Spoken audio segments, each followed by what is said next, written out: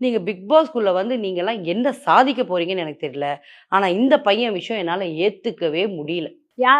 ஒரு என்ன சொல்றாங்கன்னா, நான் நெறைய விஷயங்கள் சாதிச்சு தான் உள்ள வந்திருக்கேன் என்ன அப்படிங்கிற அப்பா நீ நாட்டுப்புற கலை நான் அதெல்லாம் எதுவுமே சொல்லல.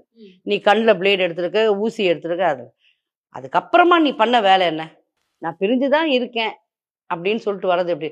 என்கிட்ட வந்து லாஸ்ட்டா கூட நான் கேட்கும்போது, "டேய் இதெல்லாம் உட்டுர்றா. உங்க அம்மாவ பார்த்துக்கோ. உன்னை படிக்க வச்சிருக்காங்க. நீயே சொல்லியிருக்க. நானே வேலைக்கு போவேன். நான் சாமி அலங்காரம் பண்ணுவேன். அதுக்கப்புறமா நான் ஸ்கூலுக்கு போவேன். நான் அப்படி படிச்சேன்னு நீ சொன்ன. நீ அம்மாவ பார்த்துக்கோடா." நான் இல்ல என்னால இந்த தொழில விட முடியாதுன்னேன். இப்ப உன் தொழில இம்ப்ரூவ் பண்றதுக்கு உள்ள வந்திருக்கிறியா? இல்ல உன் தொழில்ல நீ காமிக்கிற மேஜிக் வேலையெல்லாம் இங்க நான் காட்டுவேன். அப்புறம் எதுக்கு இப்ப நீ போன ஃபர்ஸ்ட் டேவே எல்லார் வாயும் மூடு. போ மந்திர சக்திய வச்சு உன்ன எல்லாருமே வந்து ஒரு நமஸ்காரம் உனக்கு பண்ற அளவுக்கு பண்ணு. ஏன் மூடிக்கிட்டு இருக்க? உனக்கு ஏன் இத்தன பேர் நாமினேட் பண்ணாங்க? எலிமினேஷனுக்கு.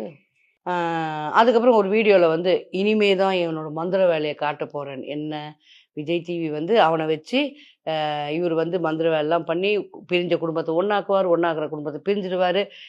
அவருக்கு ஏதாவது ஒரு சேனல் ஆரம்பிச்சு, இல்லன்னா அவருக்குன்னு வந்து ஒரு ப்ரோகிராம் ஒண்ணு வச்சு சம்பாதிக்க விஜய் டிவி ட்ரை பண்ணுதா?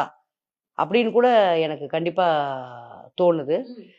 இன்னொன்னு வந்து அவன் வாயால அவன் என்ன சொல்லியிருக்கான்னா, நான் வந்து மனித மாமிசம் சாப்பிட்டுருக்கேன்னா. அவன் ஒரு கேனிபல். மனுஷன் பொணத்த மனுஷன தின்றவன். நீ எப்படியா ஒரு 15 20 பேர் நடுவுல அவன விட்டு வச்சுக்கிற? இல்ல எனக்கு சரிப்பா கொஞ்சூண்டு மூளை. விஜய் டிவி இல்ல ஏதோ ஒரு டிவி, ஏதோ ஒரு சேனல் நீங்க எப்படியாவது போங்க. அந்த சேனல்ல எத்தனை பேர் இருப்பீங்க?